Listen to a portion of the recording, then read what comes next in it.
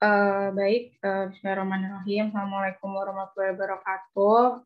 Kami dari kelompok 2 di sini mendapat bagian di materi 2 terkait dengan istilah-istilah dasar, 3 argumen, dan juga kerangka manajemen K3. Untuk yang pertama mengenai istilah-istilah dasar dalam K3, di sini kami mengambil dalam bukunya Phil Hughes. Jadi ada health, safety, welfare, occupational or work-related ill health, environmental protection, accident, near miss, dangerous occurrence, hazard and risk, unsafe action, unsafe condition, dan juga danger. Nah, untuk yang pertama itu terkait dengan health atau kesehatan. Jadi health ini perlindungan tubuh dan pikiran orang dari penyakit akibat bahan, proses, atau prosedur yang digunakan di tempat kerja. Lalu untuk safety atau keamanan, di sini perlindungan orang dari cedera fisik, dan di keselamatan ini tuh batas antara kesehatan dan keselamatan ini tidak jelas, dan kedua kata tersebut bisa digunakan bersama untuk menunjukkan kepeduliannya terhadap fisik, mental, jasmani, dan juga rohani. Jadi kalau safety itu biasanya lebih proteksi untuk physical injury. Lalu untuk welfare, kesejahteraan, itu penyediaan fasilitas untuk menjaga kesehatan dan kesejahteraan individu di tempat kerja. Fasilitas kesejahteraan meliputi pengaturan cuci dan sanitasi, penyediaan air minum, pemanas, penerangan, akomodasi untuk pakaian, tempat duduk, dan diperlukan oleh aktivitas kerja atau untuk istirahat. Lalu ada makan dan kamar istirahat. Lalu occupational or work-related ill health itu berkaitan dengan penyakit atau gangguan fisik dan mental yang disebabkan atau dipicu oleh aktivitas di tempat kerja. Nah, kondisi tersebut ini dapat disebabkan oleh aktivitas kerja tertentu dari individu atau aktivitas orang lain di tempat kerja. Interval waktu antara paparan dan timbulnya penyakit mungkin pendek. Jadi kayak contohnya asma, atau bisa juga yang panjang kayak tuli, kanker. Nah, lalu untuk istilah selanjutnya, unsafe condition itu suatu kondisi fisik di tempat kerja yang berbahaya dan memungkinkan secara langsung timbulnya kecelakaan. Jadi kalau di contoh di gambar itu, unsafe condition, kondisi nggak amannya itu tuh ada barang nih di atas tuh. Nah, lalu untuk unsafe action-nya itu lebih ke faktor manusianya. Jadi faktor perilaku unsafe action ini faktor perilaku manusia yang dapat menyebabkan terjadinya kecelakaan kerja. Bisa juga disebut sebagai bentuk pelanggaran terhadap prosedur keselamatan kerja yang telah ditetapkan, di mana memberikan peluang terjadi kecelakaan kerja. Nah, ini unsafe action ini karena mungkin ini ya kan tadi di atas ada barang nih, nah tapi ada action, ada manusia, faktor manusia yang ada barang di atas, tapi dia malah ada di bawahnya. Nah, lalu near miss atau hampir celaka, ini adalah insiden yang dapat mengakibatkan kecelakaan. Pengetahuan tentang nyaris near miss sangat penting karena penelitian telah menunjukkan bahwa kira-kira untuk setiap 10 kejadian near miss di lokasi tertentu di tempat kerja akan terjadi kecelakaan kecil. Jadi barang itu kan hampir mengenai manusia di bawahnya. Nah, lalu untuk kecelakaan sendiri ini didefinisikan oleh HSE Health and Safety Executive sebagai setiap kejadian yang tidak direncanakan yang mengakibatkan cedera atau sakitnya orang, atau kerusakan atau kehilangan harta benda, tanaman, bahan, atau lingkungan, atau kerugian lainnya. Jadi kalau near miss ini tadi barangnya itu udah jatuh tapi nggak kena nih ke orangnya. Tapi kalau accident, nah ini yang paling beresiko untuk kena. Nah, lalu selanjutnya dangerous occurrence ini merupakan near miss yang bisa menyebabkan cedera serius atau hilangnya nyawa. Jadi kayak bentuk lanjutannya dari near miss. Nah, lalu untuk environmental protection merupakan aturan untuk perlindungan yang mencakup kegiatan di tempat kerja yang mempengaruhi lingkungan dalam bentuk flora, fauna, air, udara, dan tanah, dan mungkin kesehatan dan keselamatan karyawan dan lainnya. Nah, kegiatan tersebut seperti pembangunan limbah dan effluent serta polusi atmosfer yang dihasilkan oleh suatu pabrik. Nah, lalu di sini hazard dan risk. Jadi kalau hazard ini lebih keadaan yang dapat memungkinkan timbulnya kecelakaan atau kerugian yang dapat berupa cedera, penyakit, dan kerusakan. Sedangkan risk atau resiko ini peluang seorang terkena bahaya sehingga terjadi kecelakaan akibat hal tersebut pada periode tertentu. Nah, contoh untuk hazard itu misalnya kita berkendara di jalan. Nah, kalau risk itu kalau kita berkendara nih di tengah badai salju. Terus hazard saving your face, mungkin ketika saving your face itu mungkin bisa apa namanya misal ada kulitnya nih yang sobek. Nah, sedangkan kalau risk itu kalau cari resiko tuh ya kamu misal saving a beer gitu.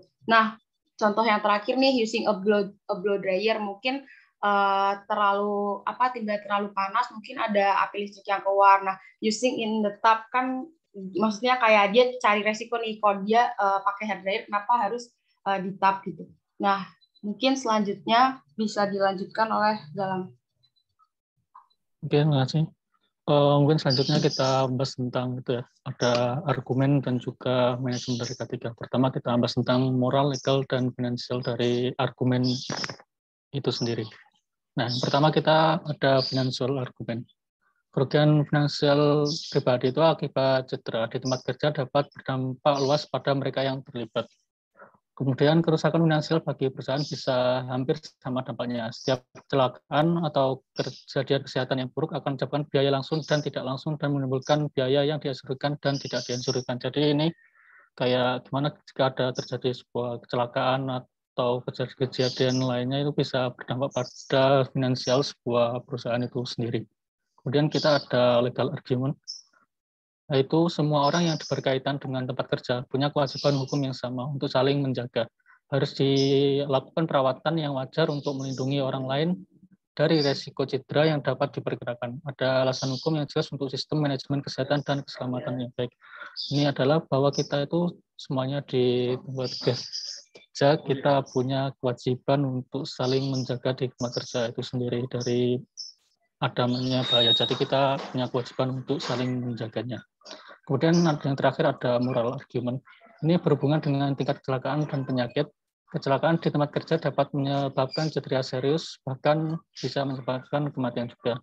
Tidak diberikan secara moral untuk mengorbankan kesehatan manusia untuk keperluan kegiatan organisasi karyawan atau pekerjaan memiliki hak atas penyediaan tempat kerja yang aman. Jadi setiap pekerja dan orang-orang yang bersangkutan dengan tempat kerja itu punya hak atas sebuah kesejahteraan yang dijamin akan keamanannya dan juga kesehatannya secara fisik dan juga mental. Kemudian tadi kita ada legal argument, ada financial argument tentang apa yang bisa diasuransikan dan tidak diasuransikan. Kemudian ini ada yang namanya iceberg accident atau kejadian gunung es ya. Nah, biar langsung dari suatu selat. Nah, ini ulangi dikit. Nah, kemudian tadi kan kita bahas pada financial argument ada yang diasuransikan dan tidak diasuransikan. Ini kita ibaratkan tentang iceberg accident atau kejadian gunung es yang mana itu yang kelihatan itu lebih kecil daripada yang ada di dalam lautan atau yang tidak terlihat.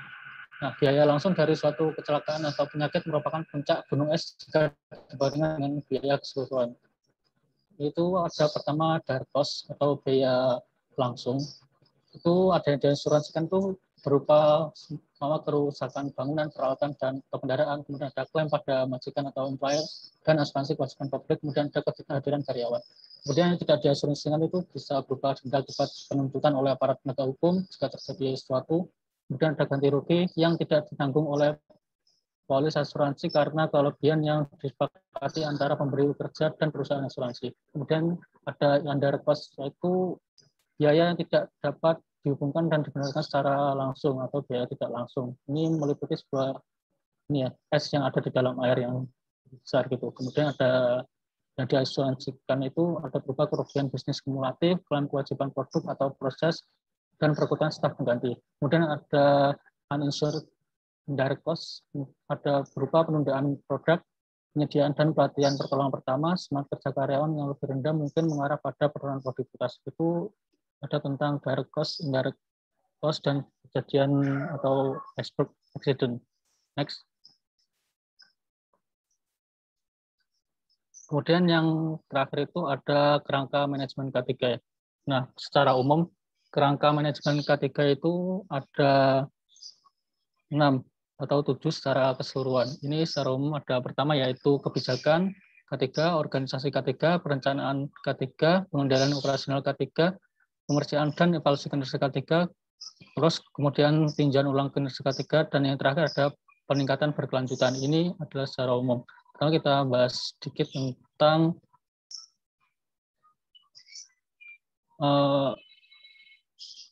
kebijakan dari K3 ya. Kebijakan dari K3 itu jelas bersifat pada efisiensi bisnis dan peningkatan keberlangsungan di seluruh operasi. Itu adalah berupa kebijakan K3. Kemudian ada yang namanya organisasi K3 yang terbasis dengan baik dan menawarkan pemahaman bersama tentang nilai-nilai dan keyakinan organisasi di semua tingkat organisasi merupakan komponen penting dan budaya kesehatan dan keselamatan yang positif. Kemudian ada perencanaan K3 atau implementasi, yang mana rencana K3 yang jelas melibatkan penetapan dan penerapan standar kerja, target, dan prosedur melalui sistem manajemen kesehatan K3 yang efektif. Kemudian ada nomor 4, pengendalian operasional K3, mencakup pemantauan aktif, terkadang disebut proaktif dan reaktif untuk melihat seberapa efektif sistem manajemen K3 bekerja. Kemudian ada pengendalian yang kelima, ada review performance atau pemeriksaan dan evaluasi K3, yang mana hasil pemantauan dan audit independen harus ditinjau secara sistematis untuk mengevaluasi kinerja sistem manajemen terhadap tujuan dan sasaran yang ditetapkan oleh kebijakan kesehatan dan keselamatan atau K3. Kemudian yang keenam ada tinjauan ulang K3, atau kita biasa sebut dengan audit. Nah, audit ini menilai kepatuhan terhadap pengaturan dan prosedur manajemen kesehatan dan keselamatan. Itu adalah audit, dan kemudian terakhir ada peningkatan berkelanjutan. Nah, sedangkan dalam HST atau Health and Safety, ada HST dan Safety Executive Manajemen keselamatan itu dibagi menjadi 4, yang ada plan, do, check, dan action, yang mana kita sudah pelajari dulu di manajemen industri. Nah, itu ada kerangka manajemen K3 tadi secara umum ada 6, dan secara HST atau Health Safety Executive ada 4 berupa plan, do, check, dan juga action. Mungkin sekian dari saya.